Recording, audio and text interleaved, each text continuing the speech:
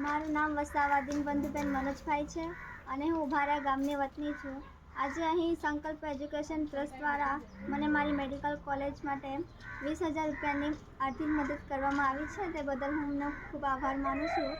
અને ભવિષ્યમાં જ્યારે હું પણ ડૉક્ટર બની જઈશ ત્યારે આ ગામના અથવા તો કોઈ પણ જે હું જાણું છું એમની ચોક્કસ રીતે મદદ કરીશ.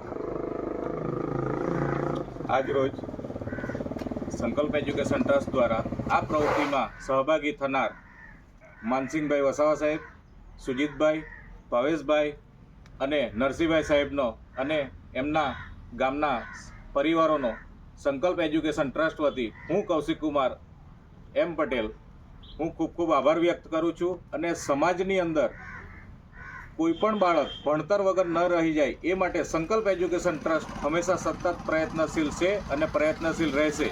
સમાજ જોશે અને જોડાશે. આભાર.